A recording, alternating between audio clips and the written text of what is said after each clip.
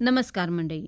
प्रादेशिक हवामान केंद्र मुंबई यांच्याकडून प्राप्त झालेल्या हवामान अंदाजानुसार रत्नागिरी जिल्ह्यामध्ये 21 जूनपर्यंत काही ठिकाणी हलका पाऊस पडण्याची शक्यता आहे. कमाल तापमानात 1 ते 2 अंश सेल्सिअसने हळूहळू वाढ होण्याची शक्यता आहे. त्यानंतर 21 जून रोजी तापमानात किंचित घट अपेक्षित आहे. आता जाणून घेऊया कृषी सल्ला.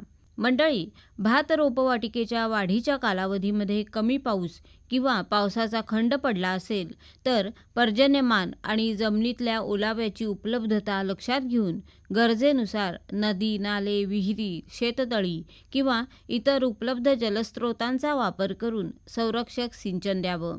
संरक्षक सिंचन देण्यापूर्वी तणांचं योग्य वेळी नियंत्रण करावं. नागली किंवा वरी रोपवाटिकेच्या वाढीच्या कालावधीमध्ये सुद्धा ही गोष्ट लक्षात घेऊन योग्य वेळी संरक्षक सिंचन द्यावं. तसंच तणांचंही नियंत्रण करावं.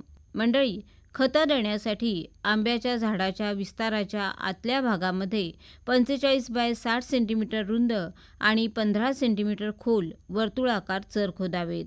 नवीन आंबा लागवडीसाठी 1 बाय 1 बाय 1 मीटर आकाराचे खड्डे खणून त्यामध्ये चांगली सुपीक माती, 3-4 घमेली कंपोस्ट किंवा शेणखत, 3 किलो सिंगल सुपर फॉस्फेट आणि वाळवीच्या नियंत्रणासाठी 50 ग्रॅम क्लोरोपायरीफॉस भुकटी यांचं मिश्रण भरावं. काजू लागवडीसाठी सुद्धा चौरस पद्धतीनं 7 बाय 7 मीटर अंतरावर 60 बाय 60 बाय 60 सेंटीमीटर आकाराचे खड्डे खणावेत.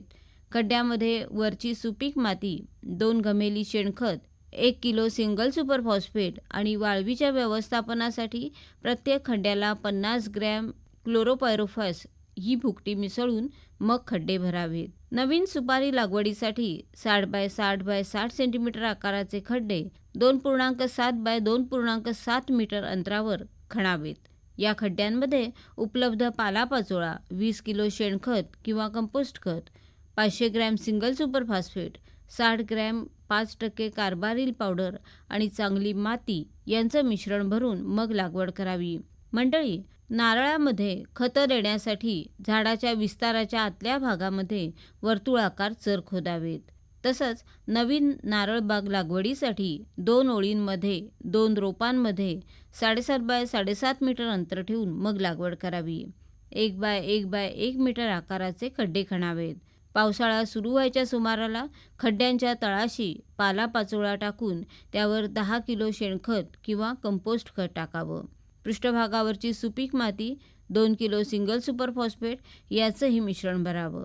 त्यानंतर खड्ड्याच्या मध्यभागी रोपाची लागवड अशी करावी की नारळ जमिनीच्या पृष्ठभागापेक्षा सुमारे 30 ते 45 सेंटीमीटर खाली राहील.